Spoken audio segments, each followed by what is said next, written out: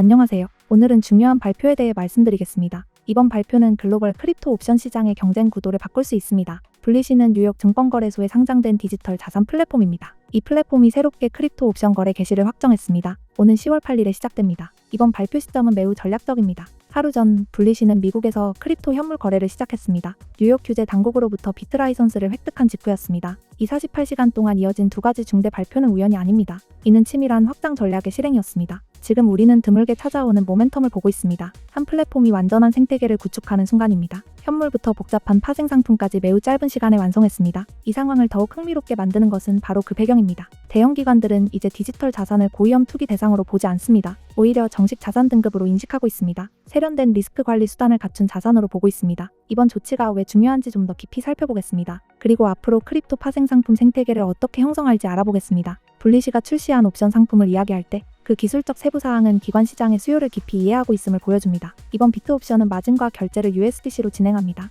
USDC는 $달러에 연동된 스테이블 코인으로 시가총액은 73.85억 달러입니다. USDC 선택은 전략적 판단입니다. 안정성, 유동성, 그리고 규제 당국의 신뢰를 모두 고려한 것입니다. 왜 USDC가 그렇게 중요한가요? 파생 상품, 특히 옵션에서는 안정적인 결제가 무엇보다 중요합니다. 수억 달러를 운용하는 기관 자금 매니저라고 상상해 보십시오. 규제되지 않은 스테이블 코인의 변동성에 노출되고 싶지 않을 것입니다. USDC는 기관 재무팀이 필요로 하는 보증을 제공합니다. 이를 통해 대형 투자자들이 옵션 시장에 진입할 수 있는 길을 열어줍니다. 상품 구조는 매우 신중하게 설계되었습니다. 이 상품은 만기 시점에만 행사할 수 있는 유럽식 옵션입니다. 언제든지 행사 가능한 미국식 옵션과는 다릅니다. 왜 유럽식을 선택했을까요? 이는 가격 산정과 리스크 관리의 복잡성을 줄여줍니다. 그 결과 시장 조성자가 상품을 보호하기 더 쉬워집니다. 제시된 만기 기간 또한 전략적입니다. 3주에서 3개월까지 다양합니다. 단기 해지 수요와 중기 포지션 전략 사이의 균형을 잡을 수 있습니다. 더욱 흥미로운 점은 장기적 비전입니다. 블리시는 비트에서 멈추지 않습니다. 이미 이더리움 옵션 출시 계획을 발표했습니다. 나아가 코인데스크 20 같은 멀티자산 지수도 준비 중입니다.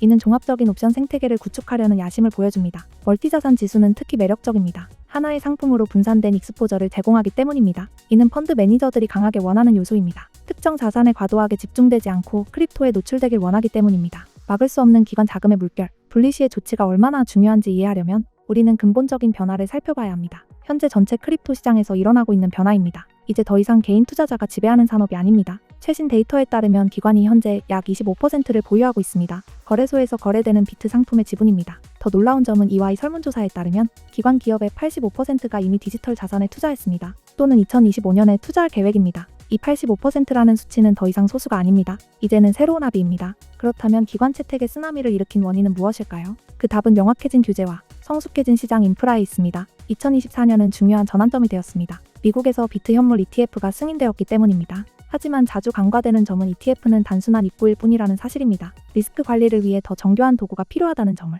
ETF를 통해 들어온 기관들은 곧 깨닫게 됩니다. 바로 이 지점에서 파생 상품, 특히 옵션이 핵심이 됩니다. 크립토 파생 상품 시장의 성장세는 매우 놀랍습니다. 2025년 전 세계 파생 상품 연간 거래량은 약 10조 달러에 달할 것으로 예상됩니다. 이는 일본 전체 국내 총생산과 거의 맞먹는 수준입니다. 현재 파생 상품은 전체 거래의 약 79%를 차지합니다. 전 세계 크립토 거래량 전체에서 말입니다. 이는 압도적인 지배력을 보여주는 수치입니다. 흥미롭게도 헤지펀드는 현저한 수준의 정교함을 보여주고 있습니다. 그들의 거래 전략에서 파생 상품 사용은 급등했습니다. 2023년 38%에서 2024년 58%로 증가했습니다. 이는 단순한 선형 성장이 아닌 구조적 전환입니다. 전문가들이 크립토 익스포저를 관리하는 방식에서 나타났습니다. 이제 그들은 단순한 매수 후 보유로 만족하지 않습니다. 그들은 복잡한 스프레드를 구축하고 하락 리스크를 해제하며 현물, 선물, 옵션 시장에 동시에 접근하는 전략을 실행하기 원합니다. 이제 본격적으로 업계의 핵심, 데리빗을 살펴보겠습니다. 두바이에 본사를 둔 이 플랫폼은 크립토 옵션 시장을 지배해왔습니다. 수년 동안 80% 이상의 시장 점유율을 유지해왔습니다.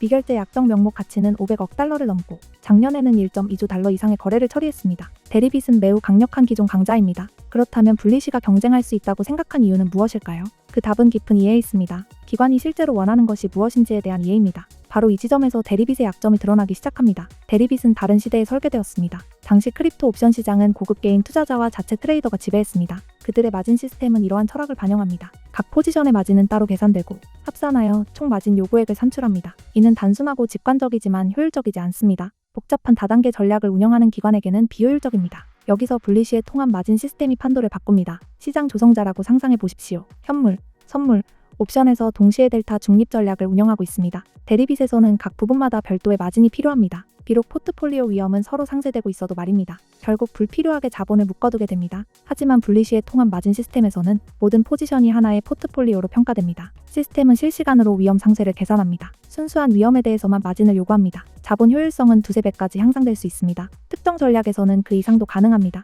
분리시 거래소의 크리스타이어 회장은 이 점을 명확히 강조했습니다. 분리시 고객은 통합 계정 구조를 통해 모든 상품에 접근합니다. 이를 통해 현물, 무기한, 만기 선물, 그리고 옵션까지 거래할 수 있습니다. 리스크 상쇄와 포트폴리오 보증이 동시에 제공됩니다. 이러한 구조는 자본 효율성을 극대화하도록 설계되었습니다. 이는 기관 고객층에 매우 중요한 요소입니다. 그러나 이것만으로 대리빗을 이길 수 있을까요? 단기간에는 쉽지 않을 것입니다. 옵션 시장에서 네트워크 효과는 매우 강력합니다. 유동성은 더 많은 유동성을 끌어옵니다. 하지만 흥미로운 점은 시장 구도가 바뀌고 있다는 것입니다. 블랙록의 IBIT 옵션 ETF가 최근 대리빗을 추월했습니다. 세계 최대 비트 옵션 거래소로 자리 잡았습니다. 불과 1년 전만 해도 상상할 수 없던 일입니다. 이는 대리빗의 지배력이 절대적이지 않음을 증명합니다. 분리시는 또 다른 강점을 가지고 있습니다. 이미 활발한 현물과 선물 시장을 보유하고 있습니다. 일일 거래량은 20억 달러를 넘습니다. 비트와 이더리움 현물 거래량 기준으로 상위 10위에 포함됩니다. 이는 성공적인 옵션 시장에 유동적인 기초 자산 시장이 필요하기 때문입니다. 차익 거래자와 시장 조성자는 옵션 포지션을 해지할 수 있어야 합니다. 현물이나 선물에서 최소한의 차이로 말입니다. 분리시는 이미 기반을 갖추고 있습니다. 분리시 출시에 있어 가장 인상적인 점 중 하나는 그들이 어떤 파트너를 데려왔는가입니다. 옵션 세계에서 특히 신상품이 출시되는 초기에는 유동성이 전부입니다. 스프레드가 넓고 주문 장부가 빈약한 시장에서는 누구도 거래를 원하지 않습니다. 분리시는 이를 인식하고 탁월한 전략을 실행했습니다. 최상위 시장 조성자와 트레이더들의 컨소시엄을 구축했습니다. 첫날부터 유동성을 제공하기 위함입니다. 파트너 명단은 기관 크립토 업계의 거물 명단과 같습니다. 갤럭시 디지털, 플로우 트레이더스, 윈터매트, 컴벌랜드, 팔코넥스 등 수많은 대형 업체가 참여했습니다. 이는 작은 스타트업이나 지역 업체가 아닙니다. 수십억 달러를 운용하는 기업들입니다. 전 세계 크립토 시장 유동성의 상당 부분을 책임지고 있습니다. 그들의 참여는 즉각적인 신뢰성을 부여합니다. 더 중요한 것은 즉각적인 유동성입니다. 예를 들어 갤럭시 디지털은 크립토에서 가장 큰 기관 플레이어 중 하나입니다. 수십억 달러 규모의 대차대조표를 가지고 있으며 24시간 7일 운영되는 거래 데스크를 갖추고 있습니다. 그들의 글로벌 트레이딩 책임자인 제이슨 어반은 공개적으로 밝혔습니다. 갤럭시는 분리시의 다음 여정을 기쁘게 지원한다고 했습니다. 제품군에 옵션을 추가한 것은 강력한 전진입니다. 유동성을 높이고 가격 발견을 심화시키며 전체 크립토 파생 상품 시장의 성숙도를 강화했습니다.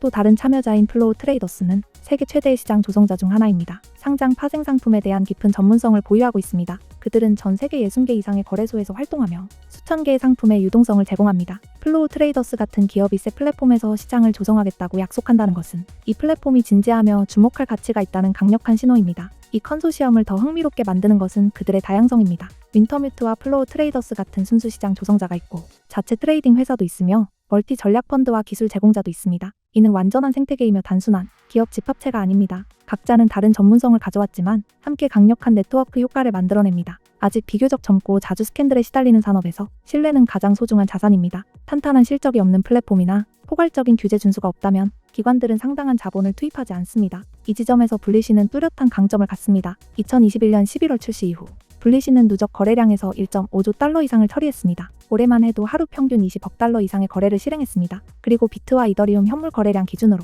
꾸준히 상위 10대 거래소에 포함되었습니다. 그들은 고빈도 거래를 처리할 수 있음을 입증했습니다. 대규모 주문을 소화하고 변동성이 큰 시장 상황에서도 큰 문제 없이 운영했습니다. 더 인상적인 점은 그들의 규제 기록입니다. 분리시는 뉴욕 금융서비스부의 라이선스를 보유하고 있으며 독일 연방금융감독청, 홍콩 증권선물위원회, 그리고 지브롤터 금융서비스위원회의 라이선스를 보유하고 있습니다. 이는 쉽게 얻을 수 있는 라이선스가 아닙니다. 각각의 규제 기관은 매우 엄격한 요건을 가지고 있습니다. 자본 적정성, 운영 절차, 사이버 보안과 수탁 관리 규정까지 포함됩니다. 특히 NIDFS의 비트 라이선스는 크립토 업계에서 가장 어려운 라이선스 중 하나입니다. 신청 과정은 수년에 걸릴 수 있으며 사업 전반에서 포괄적 통제를 입증해야 합니다. 분리시가 최근 비트 라이선스를 획득했다는 사실은 옵션 출시 발표 하루 전에 이뤄졌습니다. 이는 치밀한 조율과 계획을 보여줍니다. 분리시의 소유 구조 역시 추가적인 신뢰를 제공합니다. 그들은 NYSE에 상장된 공개 기업입니다. 이는 미국 증권법의 적용을 받는다는 뜻입니다. 정기 재무보고와 SEC의 감독도 포함됩니다. 기관에게는 이는 매우 긍정적인 요소입니다. 이는 다수의 개인 소유 또는 해외 등록 거래소에는 없는 수준의 책임성을 의미합니다. 옵션에 아직 익숙하지 않은 시청자들을 위해 이 도구가 왜 그렇게 강력한지,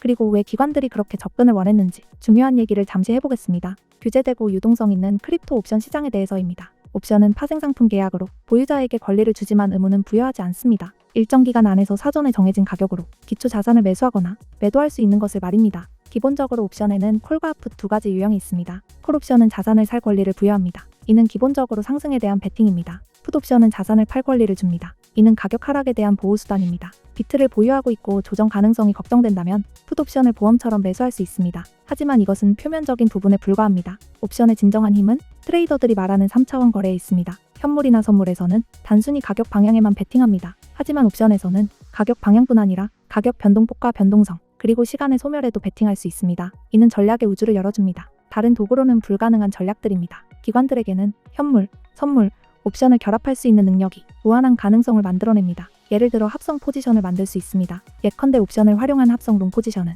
현물 보유와 같은 경제적 효과를 재현하지만 필요한 자본은 훨씬 적습니다. 또한 포트폴리오를 정밀하게 보호할 수도 있습니다. 모든 하락을 막는 단순한 해지가 아니라 구조화된 해지를 통해 특정 시나리오를 방어하면서 상승 가능성은 그대로 남겨둡니다. 변동성이 크기로 유명한 비트와 크립토의 맥락에서 옵션은 매우 소중한 도구가 됩니다. 변동성은 축복이자 저주입니다. 투기꾼에게 변동성은 기회를 만듭니다. 그러나 리스크를 관리해야 하는 기관들에게는 변동성은 심각한 도전 과제입니다. 옵션은 변동성을 방어할 뿐 아니라 오히려 그 변동성에서 수익을 창출할 수 있는 도구입니다. 블리시의 옵션 거래 출시는 오는 10월 8일에 시작됩니다. 이는 단순히 한 기업이 제품군을 확장하는 것을 넘어섭니다. 이는 근본적 변화를 보여주는 징후이며 현재 크립토 시장에서 일어나고 있는 현상입니다. 우리는 지금 진화를 목격하고 있습니다. 투기가 지배하던 변두리 시장에서 성숙한 금융 생태계로 완전한 금융도구 스펙트럼을 갖춘 정교한 자본 관리를 위한 시장으로 진화하고 있습니다. 특히 주목할 점은 여러 긍정적 흐름이 맞물리고 있다는 것입니다. 기관 채택은 극적으로 가속화되고 있습니다. 기업의 85%가 크립토 할당을 계획하고 있습니다. 규제의 명확성은 개선되고 있으며 아직 발전 중입니다. 인프라는 성숙해지고 주요 참여자들이 기업 수준의 플랫폼을 구축하고 있습니다. 자본은 현물 시장뿐 아니라 점점 더 파생 상품으로 흘러가고 있습니다. 레버리지와 해지를 가능하게 하기 때문입니다. 블리시는 이 흐름을 활용하기 위해 현명하게 자리매김했습니다. 기관 투자자들에게 통합 마진 시스템은 기관 트레이더들의 실질적 문제를 해결합니다. 주요 관할지의 규제 준수는 전통 금융 참여자에게 필요한 안심을 제공합니다. 강력한 유동성 공급자 컨소시엄은 신상품 출시에 가장 큰 위험을 줄여줍니다. 잘 실행된다면 급성장하는 시장에서 의미 있는 시장 점유율 확보로 이어질 수 있습니다. 물론 도전 과제는 여전히 존재합니다. 대리빗은 이미 큰 선점 우위를 차지하고 있습니다. 정교한 파생 상품 플랫폼을 구축하고 운영하는 것은 결코 쉬운 일이 아닙니다. 경쟁 구도는 더욱 치열해질 것입니다. 더 많은 참가자들이 이 시장에 진입하기 때문입니다. 성공은 결코 보장되지 않습니다. 그러나 블리시의 구체적 성과와 관계없이 더 큰 흐름은 분명합니다. 크립토 파생 상품 시장은 새로운 단계로 접어들고 있습니다. 성숙과 기관 채택의 단계입니다. 우리는 흥미로운 순간에 서 있습니다. 금융혁신이 규제 명확성과 만나고 기관 자본과 결합되는 시기입니다. 영상을 마치기 전에 최근 며칠 동안 저는 비트의 움직임을 계속 주시해왔습니다. 지금 우리는 매우 중요한 순간에 서 있다고 말씀드려야겠습니다. 무언가가 무대 뒤에서 일어나고 있으며 이를 면밀히 지켜보는 사람들은 이미 큰 변화를 감지했을 것입니다. 이는 단순한 투기가 아니며 근본적인 모멘텀이 한 지점으로 모이고 있는 상황입니다. 가장 중요한 사실부터 살펴보겠습니다. 2024년 4월에 일어난 비트 반감기는 채굴 보상을 블록당 3.125 BTC로 줄였습니다. 이는 공급 부족을 만드는 사건으로 4년에 한 번씩 발생하며 역사적으로 항상 대규모 강세장으로 이어졌습니다. 우리는 지금 사이클의 중간에 있으며 가격이 가장 공격적으로 가속하는 구간에 있습니다. 2025년 4분기를 향해 가고 있습니다. 그러나 이야기는 거기서 끝나지 않습니다. 이 상황을 더욱 흥미롭게 만드는 점은 지금 일어나고 있는 기관 채택입니다. 2024년 초에 출시된 비트 ETF는 2025년 한 해 동안 148억 달러의 자금 유입을 기록했습니다. 블랙록과 피델리티가 이 기관 물결을 주도하며 하루 6억 5천만 달러라는 자금 유입 신기록을 세웠습니다. 이는 2025년 5월 하루 만에 이뤄졌습니다. 이는 더 이상 개인 투자자의 이야기가 아닙니다. 이는 전례 없는 규모로 유입되는 스마트 머니입니다. 우리가 이해해야 할 점은 지금 우리는 기관 수요가 점점 더 제한된 공급과 맞닿는 시점에 있다는 것입니다. 반감기 이후 하루 생산량은 450BTC에 불과합니다. 반면 ETF 자금 유입만으로도 그 이상을 흡수할 수 있습니다. 마이클 세일러와 그의 마이크로 스트래티지 회사는 전체 비트 공급의 2.75% 이상을 축적했으며 매달 꾸준히 매수하고 있습니다. 블랙록이 비트를 보유하지 않는 것이 더 위험할 수 있다고 밝힌 순간 이는 관점의 거대한 변화를 보여주는 신호입니다. 역사적 사이클 측면에서 데이터는 매우 뚜렷한 패턴을 보여줍니다. 2013년, 2017년, 2021년 반감기 이후 비트 가격은 정점을 기록했습니다. 반감기 후 약 12에서 18개월 만의 말입니다. 우리는 지금 정확히 그 시점에 와 있습니다. 2025년 4분기가 특별한 이유는 여러 요인이 동시에 겹치고 있기 때문입니다. 역사적 계절 패턴은 4분기를 2020년과 2023년에 가장 강한 시기로 65에서 80% 상승을 보여주었습니다. 여기에 반감기 중반 모멘텀이 더해지고 기관들이 ETF를 통해 계속 매수하고 있습니다. 블록체인 데이터 관찰에 따르면 대규모 보유자들의 축적이 뚜렷하게 보입니다. 거래소 내 공급량은 계속 줄어들고 있으며 투자자들이 비트를 콜드 스토리지로 이동시키기 때문입니다. 장기 보유를 위해서입니다. ETF 거래량은 크게 증가했지만 가격은 여전히 비교적 통제된 구간에 머물고 있습니다. 사이클 정점의 잠재력과 비교했을 때 말입니다.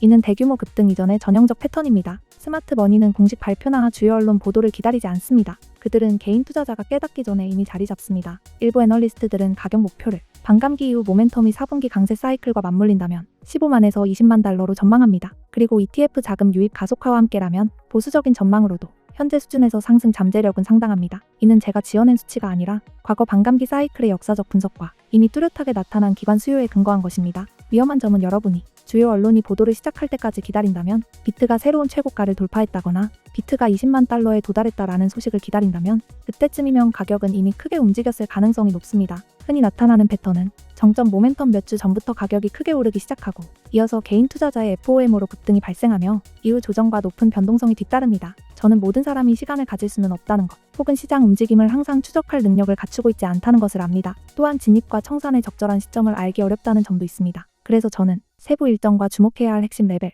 그리고 명확한 리스크 관리 전략을 포함인 심층 분석을 준비했습니다. 반감기 사이클과 계절적 패턴을 기반으로 했습니다. 하지만 이 정보는 공유할 수 있는 방법이 제한됩니다. 내용이 매우 구체적이기 때문에 개인적인 소통을 통해서만 가능합니다. 방법은 아주 간단합니다. 010-558-9639로 불리시라고 보내시면 됩니다. 문자 보내시는 분에게는 전체 로드맵에 접근할 수 있는 주목해야 할 주요 마일스톤과 진입과 청산 전략도 현재 시장 상황과 반감기 이후 사이클에 맞게 조정된 전략을 받게 됩니다. 크립토 투자에서는 반드시 기억해야 합니다. 적절한 타이밍은 매우 중요한 역할을 합니다. 올바른 정보를 올바른 시점에 갖는 것은 만족스러운 결과와 놓쳐버린 기회를 가르는 요소입니다. 반감기 이후 공급 부족, 기관 ETF 자금 유입, 4분기 계절적 강세, 그리고 시장 상승 모멘텀이 4년에 한 번만 나타나는 상황입니다. 이 기회를 꼭 잡으시는 분만이 후회하지 않을 겁니다. 어디서도 들을 수 없는 내용이 도움되셨다면 구독, 좋아요도 꼭 눌러주세요. 영상을 시청해주셔서 감사합니다. 다음 콘텐츠에서 다시 뵙겠습니다.